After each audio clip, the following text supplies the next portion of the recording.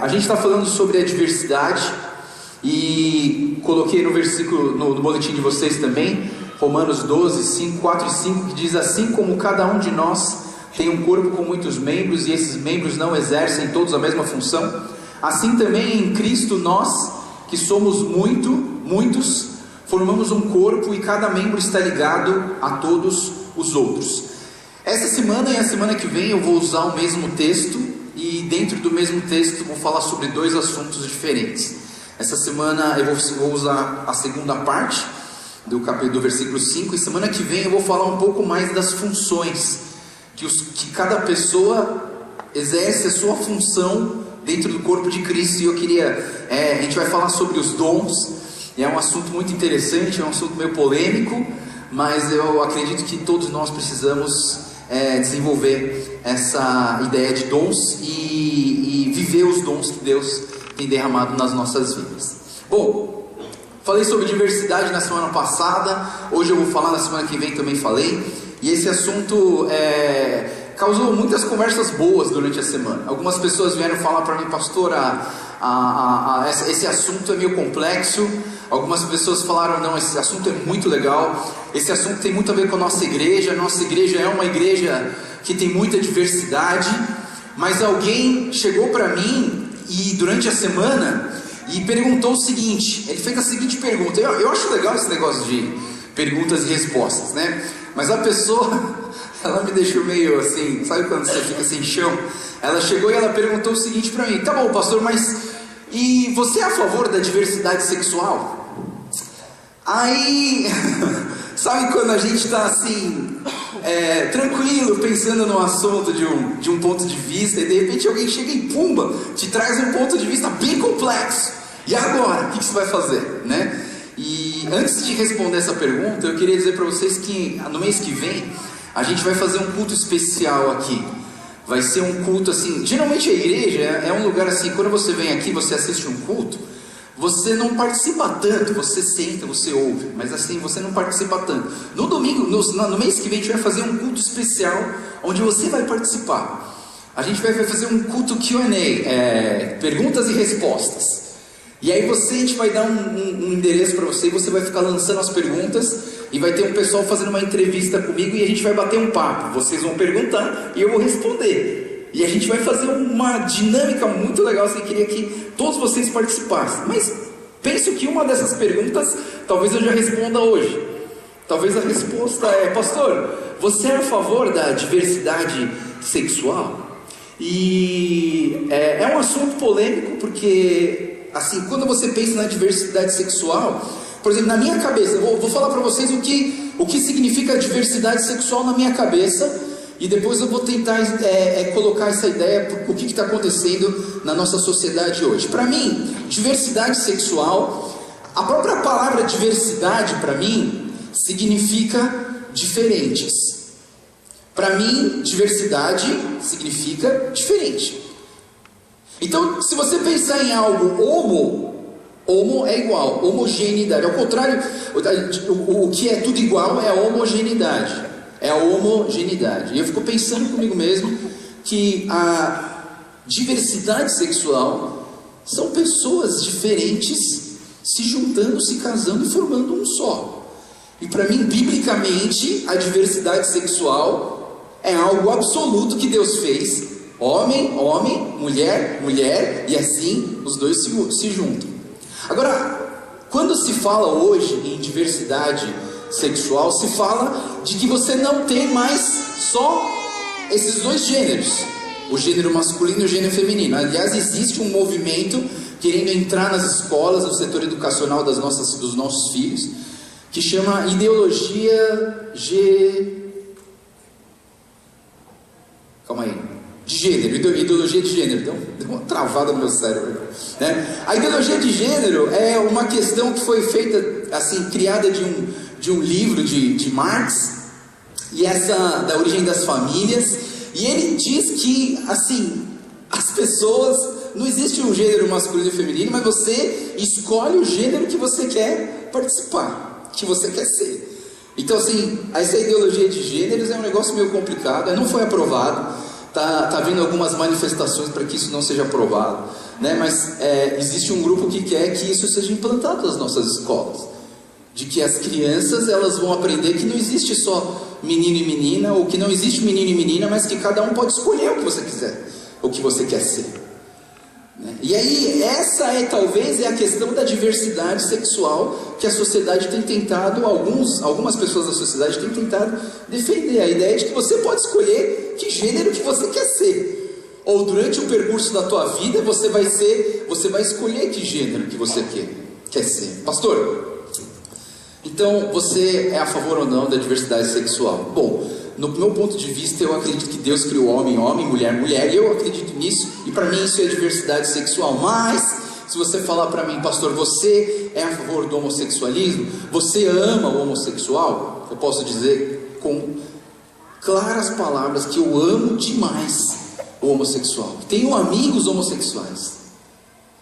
Mas agora, se você perguntar, pastor, você concorda com o homossexualismo? Eu posso dizer que não. Eu não concordo porque o que a Bíblia me ensina é que isso não é certo.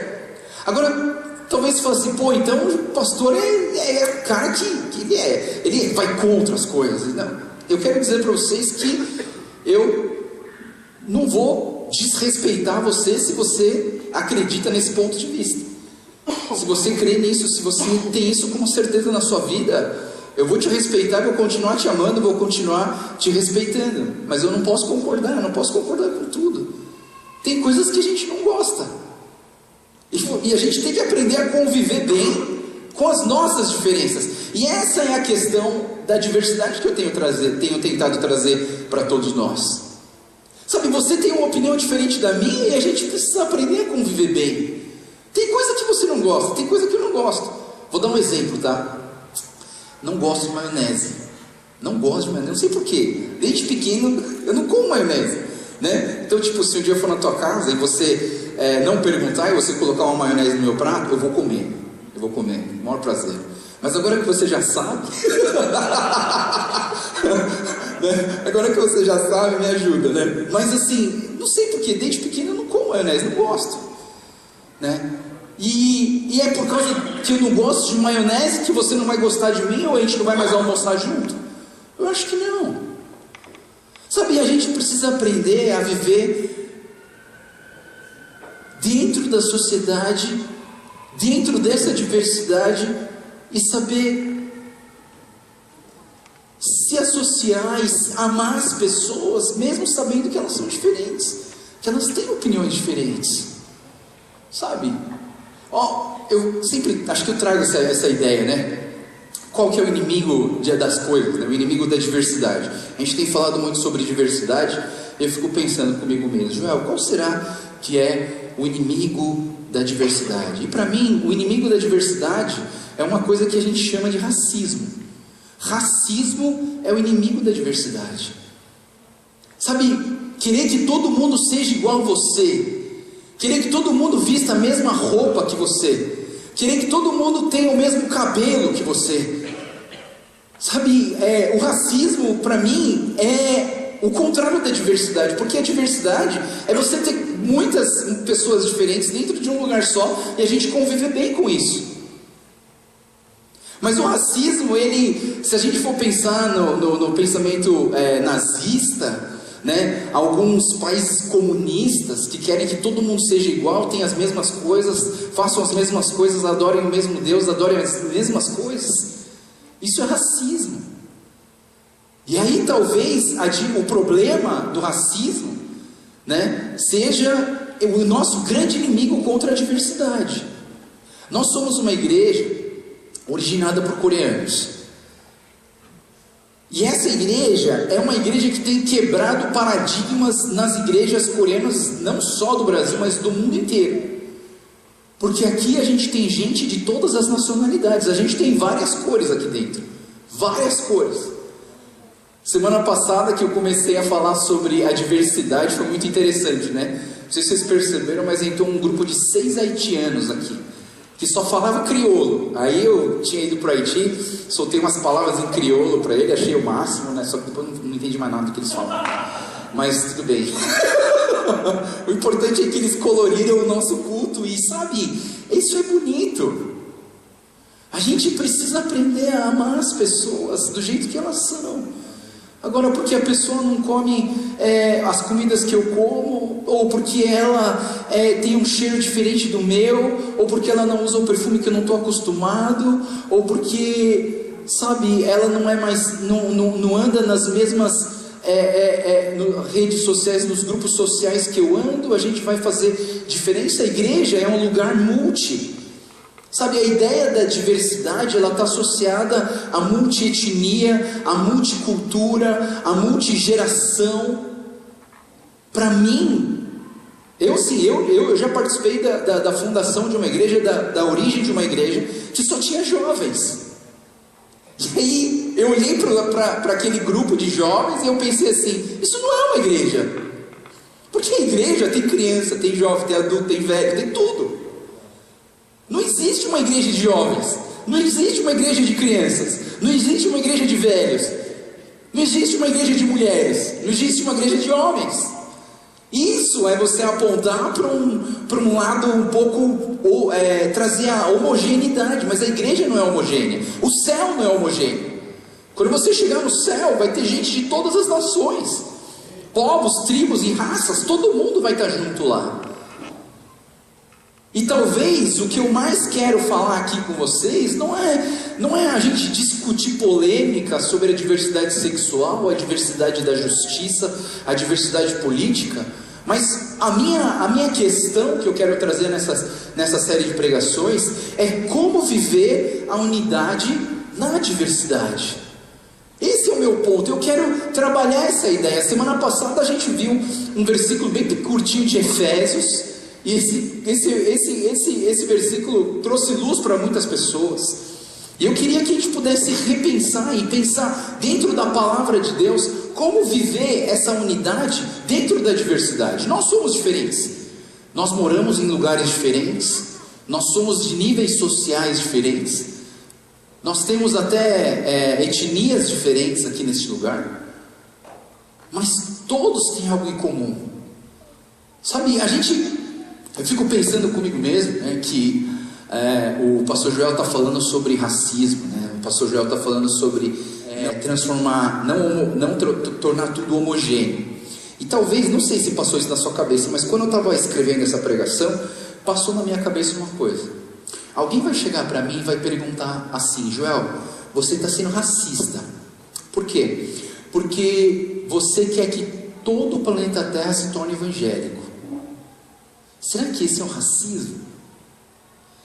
Não, Joel, você luta com unhas e dentes, você faz missões, você vai para todos os lugares pregar o evangelho, você fica pregando porque você tem um lado racista que você quer que todas as pessoas se tornem evangélicos.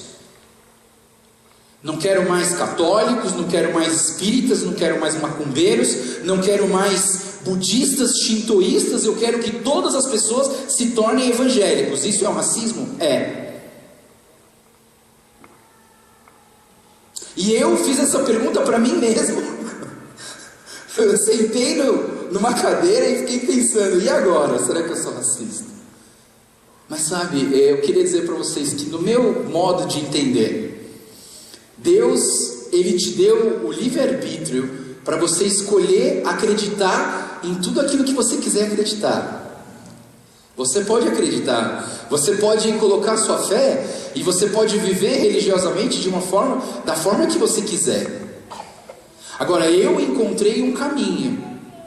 Para mim, o caminho é Jesus Cristo. Se você andar no seu caminho diferente do meu, eu não vou ficar bravo com você, não vou deixar de te amar, não vou te deixar de te dar abraço, não vou estar separado de você. Eu quero andar junto com você. Talvez você me ensine alguma coisa, e talvez eu te ensine alguma coisa. Mas não é ser racista querer que todas as pessoas sejam evangélicas, porque Jesus Cristo não é uma religião. Porque para mim Jesus Cristo não é uma ideologia só, mas para mim Jesus Cristo é algo que alguns missionários chamam de uma supracultura. A supercultura que não interfere assim diretamente nas culturas, cada um tem a sua característica peculiar, mas eu creio em Jesus Cristo, eu creio que Deus é real. Isso não me faz melhor, no sentido de que, assim, eu não quero ter um pensamento nazista de que se você não acredita nesse Deus, eu considero você meu inimigo. Não. Deus te deu esse livre-arbítrio de você escolher o que você quiser. Quem sou eu para mandar você acreditar naquilo que eu acredito? Mas eu tenho fé, eu tenho certeza de que Jesus Cristo morreu numa cruz por mim. Ele é o meu Deus, e eu quero viver para esse Deus. E eu quero te influenciar a entender Deus do jeito que eu entendo. E dentro das nossas diferenças, eu acredito que cada um de nós precisa aprender a viver a unidade dentro da nossa diversidade.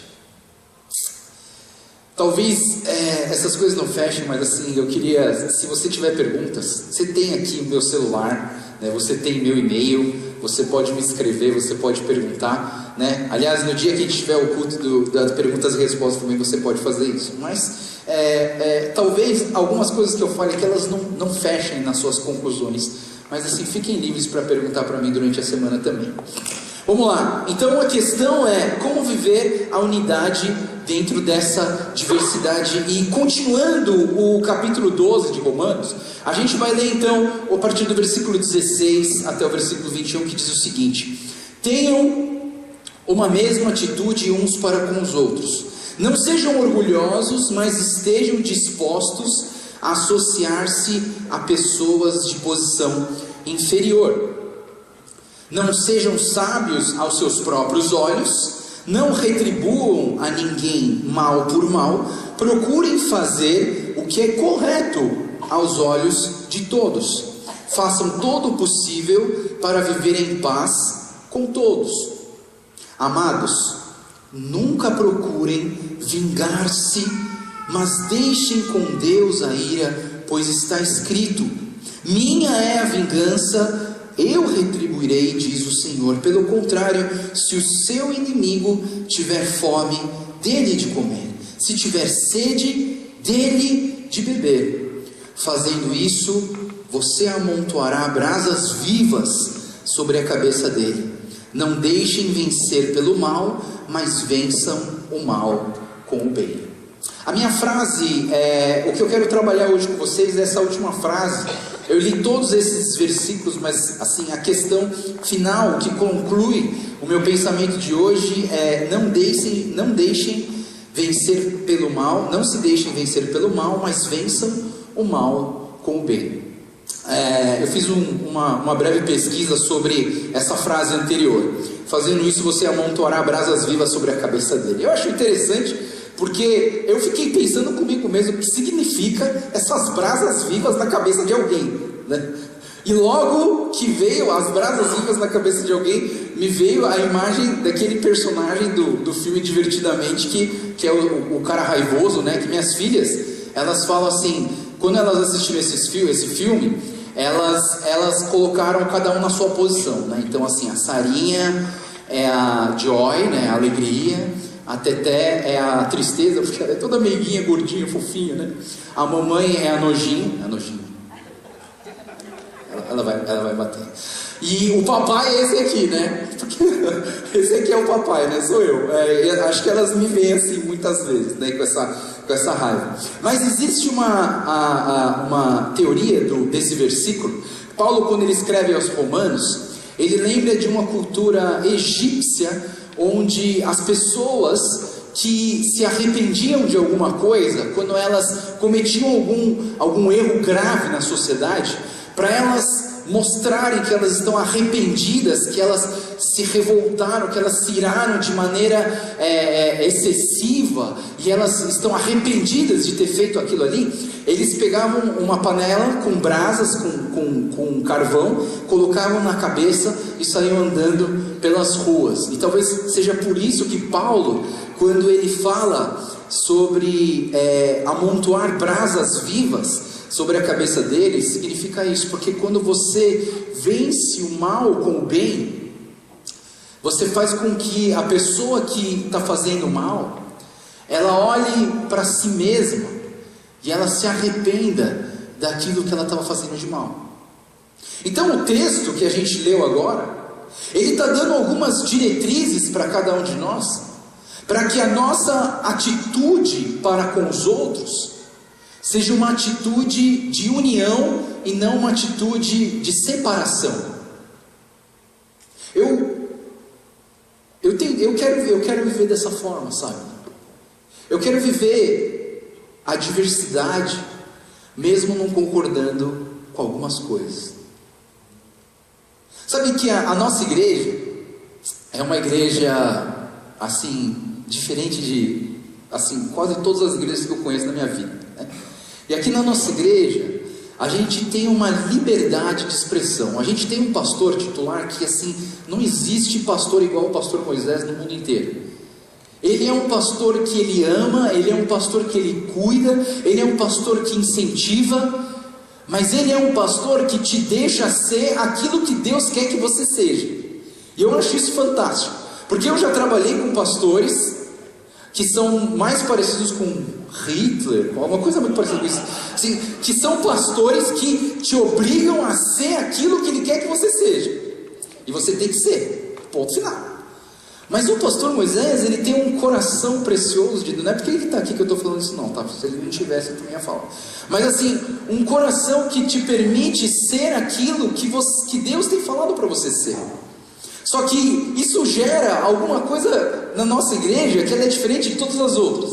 Eu já ouvi falar por fora, uma pessoa falou para mim assim, a Igreja Missionária Oriental é uma igreja que parece um fast food, um buffet de comida. Você vai lá e você escolhe o que você quiser, né? Você escolhe que tipo de culto você quer assistir. Se você quer um culto que demora 3 horas, 4 horas, ou se você quer um culto mais que demora 1h15, ou se você quer ouvir o culto em coreano, ou se você quer, sabe, você tem opções aqui. Eu acho interessante isso.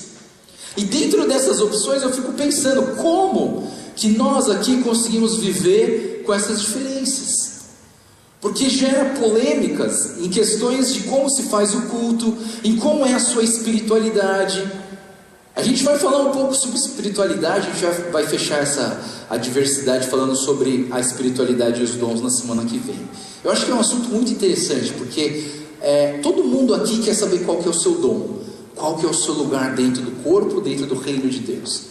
E talvez semana que vem a gente te ajude a encontrar alguma coisa interessante. Mas eu queria falar que dentro dessa diversidade, até de espiritualidade, nós podemos viver juntos.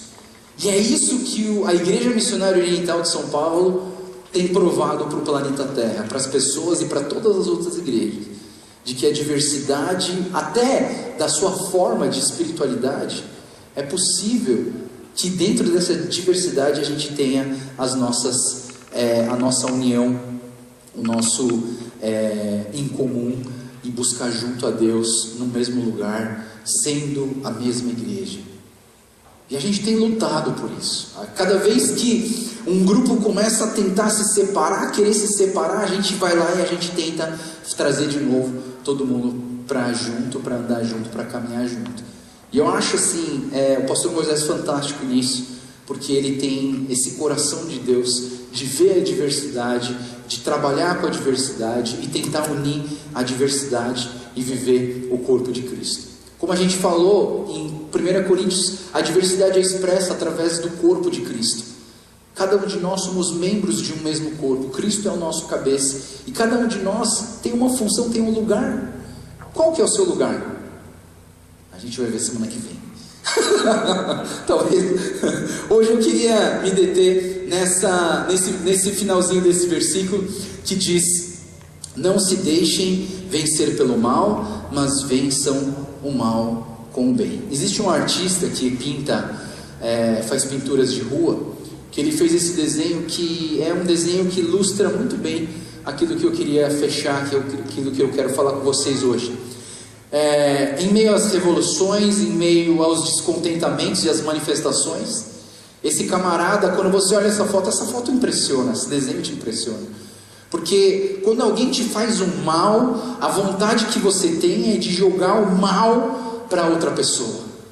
Mas, assim, de uma forma muito esquisita, a gente olha esse desenho, a gente vê um cara de preto, um cara querendo lançar alguma coisa, mas o que ele está lançando são flores. Essa imagem me choca um pouquinho, sabe? Porque eu acredito que os ensinamentos do reino de Deus, eles se baseiam em algo parecido com isso, onde a minha carne gostaria de lançar uma pedra, uma bomba, um coquetel molotov, sei lá, uma granada, mas o que está sendo lançado aqui são flores. Eu queria que a gente pudesse pensar um pouco nisso. A gente vai fechar um culto pensando em como vencer o bem, como vencer o mal com o bem, como vencer o mal com o bem. E eu quero contar uma história que eu ouvi esses dias mesmo com um presbítero, né? Eu pensei que essa história era da Coreia, mas eu descobri que essa história não é, de uma tribo indígena dos Estados Unidos. Um senhor de idade, um velhinho, estava conversando com o seu neto. E o seu neto perguntou para o vovô o seguinte: vovô, como que eu faço para fazer o bem, mas porque eu sempre quero fazer o mal? Se alguém bate em mim, eu quero bater nessa pessoa. Se alguém faz um mal para mim, eu quero fazer um mal para essa pessoa. E o vovô falou para o netinho o seguinte: olha, você precisa entender uma coisa. Dentro de você existem dois lobos, o lobo mau e o lobo bom. Aí o netinho falou assim: nossa, será que tem dois lobos dentro de mim? Mas como que eu faço para que o lobo mau, como que eu faço para fazer o bem e não fazer o mal? Aí o vovô falou assim: depende qual deles que você alimenta mais. Então assim, vamos imaginar que dentro da sua casa tem dois cachorros, dois lobos. Dentro de mim tem dois lobos, um lobo mau e um lobo bom. Se eu alimentar o lobo mau, o mal vai crescer e o mal vai dominar. Então tudo que eu vou fazer vai ser responder o mal com o mal. Mas se eu alimentar o lobo bom, então o lobo bom, ele vai ficar mais forte do que o lobo mau e ele vai prevalecer. Não sei se vocês sabem, mas existe isso entre os cães, entre os lobos, que é a questão do alfa, né? Se você tem vários cachorros dentro de uma casa, um deles é o alfa. E quando educadores de cachorro, pessoas que ajudam você a adestrar cachorros, eles começam a trabalhar com você para você aprender a cuidar melhor do seu cachorro, eles dizem o seguinte: você tem que ser o alfa dos seus cachorros, porque se você não for o alfa dos seus cachorros, eles nunca vão te obedecer.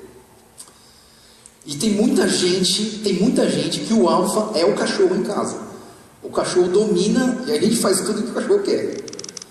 Mas eu fico pensando comigo mesmo, tem tudo a ver com o bem e com o mal. Qual deles que você alimenta? A gente tem um problema muito grande, principalmente quem dirige em São Paulo. A gente dirige em São Paulo e a gente fica muito estressado no nosso trânsito paulista.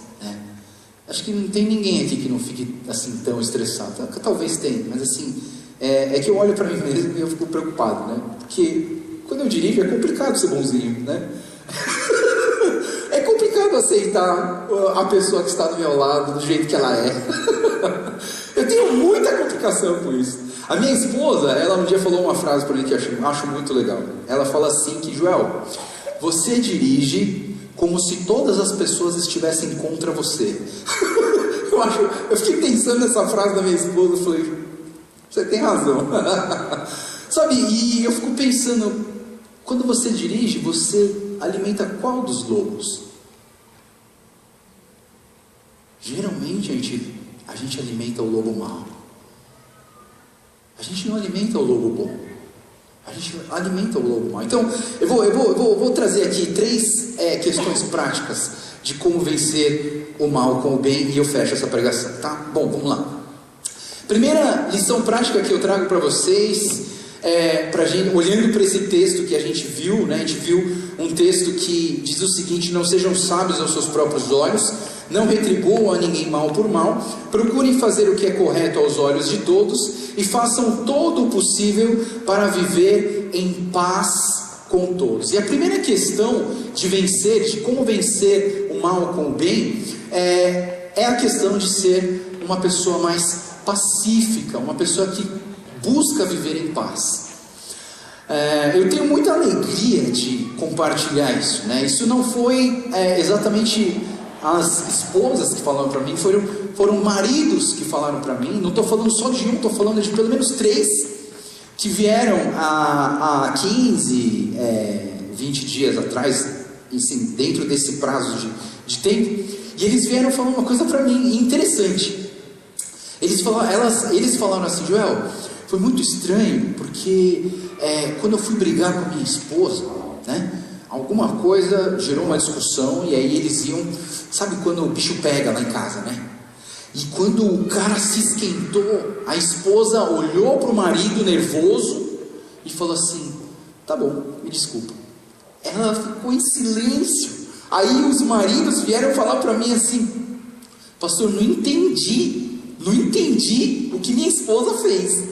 Não saiu briga. Existe uma frase que diz: quando um não quer, 2 não brigam, não é verdade? E o que aconteceu nessas 3 casas foi isso, e eu fiquei assim, maravilhado. Sabe por quê? Porque isso é manifestação de Deus na vida desse casal. A mulher simplesmente não quis brigar. Ela falou: tá bom, desculpa. E ela não brigou, não gritou, não deixou que aquilo se tornasse o caos dentro de casa. Sabe, eu queria dizer para você que ser pacífico, buscar viver em paz com todos, é algo muito louvável, muito de Deus. Mas eu queria dizer para você que ser pacífico não é ser passivo. Queridos, ser pacífico não é ser passivo. Não é, eu estou falando que essas esposas, elas falaram para o marido assim, o marido estourado, bravo, não sei o quê, falou: não vou brigar, tá tudo bem, se é assim, então fica assim mesmo. Mas essas esposas, elas não foram passivas, porque elas oraram. E porque elas vieram falar: pastor, eu preciso da tua oração. E eu estou sabendo disso na casa desses casais, porque elas vieram para mim, elas falaram, e 2 delas pediram para mim orar por elas, para orar pelo casamento delas. E isso não é ser passivo. Ser passivo é quando você briga com a sua esposa, e você sai de casa, você fica uns 2 dias sem falar, 5 dias, 15 dias sem falar. Talvez você fale assim: pastor, você não faz isso, né? Pergunta para minha esposa. Eu faço. Eu acho que todo homem faz. Mas sabe, isso, ser pacífico não é ser passivo. Eu tenho aprendido isso na minha vida, aprendido isso na pele, aprendido isso no meu casamento. Ser passivo não é ser pacífico. A gente acredita que a paz é a ausência de guerra, né? Não, mas não é. A paz não é a ausência de guerra. A paz é você conseguir viver junto com as pessoas, mesmo tendo divergências com ela. Eu não aceito, eu não concordo com aquilo que aquela pessoa faz, mas vou fazer o quê? Eu vou aceitar do jeito que ela é. E quem sabe Deus, no seu poder, na sua graça, Ele pode me transformar para eu aceitar essa pessoa do jeito que ela é, ou Ele pode mudar essa pessoa para que ela seja um pouco daquilo que eu concordo. Sabe, a gente precisa ser pacífico, não é ser passivo. Vou dar uma questão aqui para quem tem filhos, né? Você tem filho. O que é ser passivo? Ser passivo é ver o seu filho fazer o errado e deixar ele. Não vou dar bronca. Não, porque existe a lei da palmada, então eu não vou bater no meu filho, não vou dar bronca e não vou corrigir. Queridos, você está estragando seus filhos. Você está estragando seus filhos. Você precisa corrigir eles. Eles precisam da sua correção e da sua disciplina como pai e mãe. Eles precisam disso. Porque o dia que eles crescerem, eles vão lembrar disso. O dia que eles crescerem, eles vão lembrar que você foi duro naquela questão e que aquela questão é algo que ela precisa tomar cuidado e não pode fazer aquilo ali, porque aquilo ali é errado. Eu tenho uma amiga que um dia ela tinha comentado que por várias vezes ela teve oportunidade de fazer sexo antes do casamento, mas a mãe dela ficava perturbando a cabeça dela: não pode fazer, não pode fazer, não pode fazer. E várias vezes que ela deu vontade lá com o namorado, não sei o que ela ia fazer, vinha a voz da mãe dela: não pode fazer, não pode fazer. E aí ela não fazia. Se a mãe nunca tivesse falado, ela não ia segurar. Vocês pais, vocês têm a obrigação, dever de corrigir os seus filhos. Não sei que maneira que você acha certo. Talvez só falando, alguns acham que só falando, alguns umas palmadinhas, alguns com, sei lá, mas não corrija sem amor, corrija com amor. Isso não é ser pacífico, é ser passivo quando você não corrige seus filhos. Você precisa corrigir eles. Eu fui corrigido várias vezes quando era pequeno. E a gente lembra, né? Você lembra quando você foi corrigido, não lembra? Eu lembro. Por isso, muitas vezes, eu não faço coisas erradas, porque eu fui corrigido. Ah, Joel, mas eu cresci sem pai, eu cresci sem mãe. É difícil. Mas sempre vai existir alguém. Deus vai colocar alguém na sua vida para corrigir você. Deus vai usar pessoas para corrigir as crianças ou as pessoas. E aqui na igreja, sabe que, opinião minha, tá? Se um dia você vê minha filha fazendo coisa errada, você pode até se considerar pai dela, mãe dela e corrigir ela. Porque a igreja é o corpo. E quando eu olho uma criança na igreja fazendo coisa errada, eu corrijo como se fosse meu filho. Claro, se o pai falar assim: Joel, não quero que você corrija meu filho, aí tudo bem, eu vou respeitar. Mas aqui na igreja, quando eu vejo uma criança fazendo arte aqui, às vezes aqui na igreja, que eu vejo durante a semana, as crianças saem da escola do rumo ali, e elas vêm fazer bagunça aqui na igreja. E às vezes eu pego elas fazendo bagunça, eu dou bronca nelas. Como eu dou bronca nas minhas filhas. Não pode fazer isso, isso é errado. Mas sabe, não seja passivo, seja um pacífico que traz paz, porque isso é vencer o mal com o bem. Segunda coisa que nos faz vencer o mal com o bem é o que eu vou chamar de outreach. Na verdade, é uma coisa que a gente pode chamar de viagem missionária.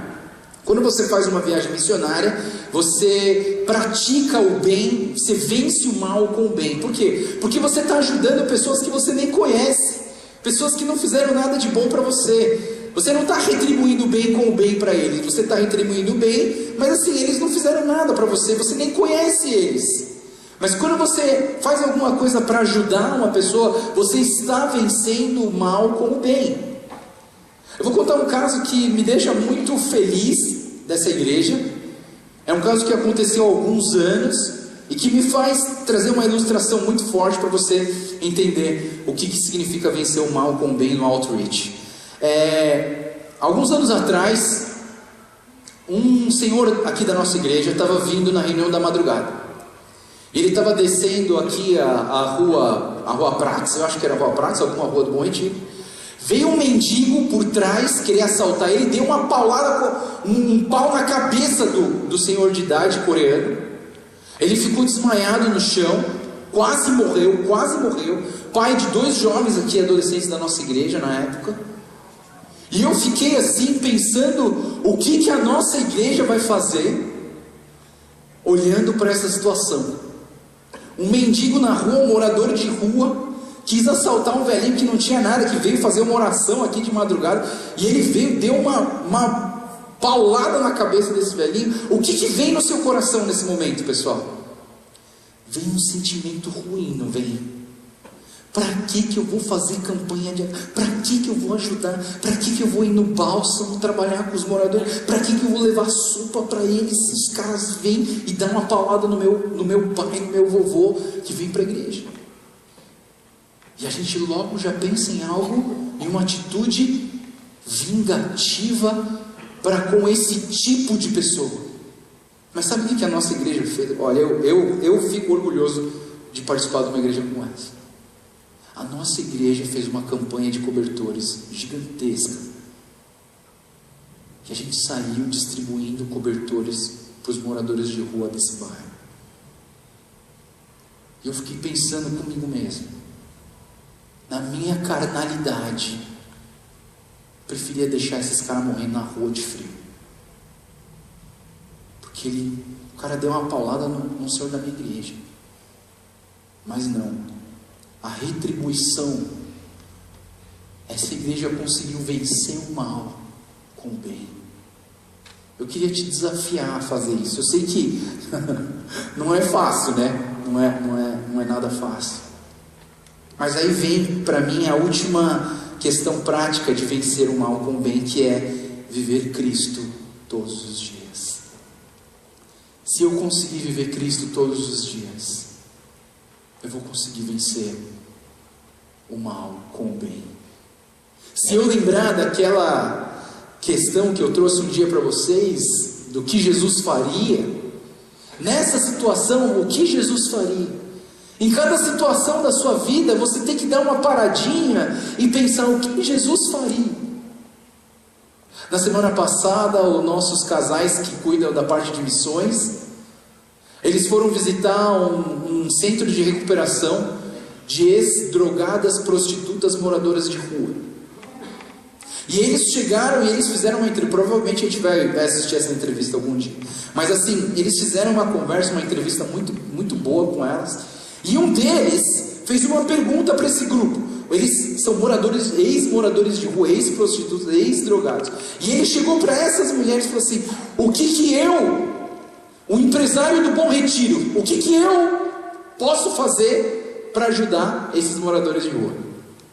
Sabe qual foi a resposta de ex-moradores de rua? Eu vou falar para vocês que eu acho muito interessante. Essas ex-moradoras de rua, elas chegaram para esse empresário do Bom Retiro e falaram assim: nunca dê dinheiro para eles. Nunca dê dinheiro para eles. Porque o dinheiro na mão dessas pessoas completamente desorientadas vai se afundar mais ainda no mal que eles estão vivendo. Então ela falou assim, quase em lágrimas, falando para ele assim: olha, se você quer ajudar essa pessoa, pergunta o nome dela. Eu estava esperando, né? Da roupa, da comida, da casa, ajudar a ir para um centro de recuperação.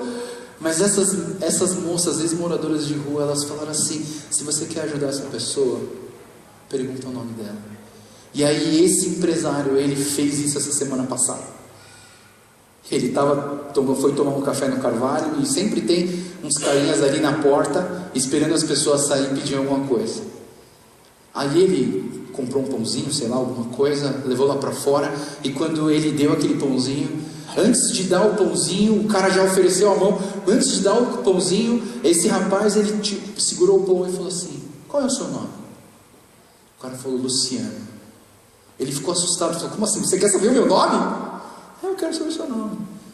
Toma, esse pão é para você, pode comer. Aí, o que é mais estranho, né? Esse que foi o mais estranho. O morador de rua falou para esse empresário: Deus te abençoe. Esse foi o melhor.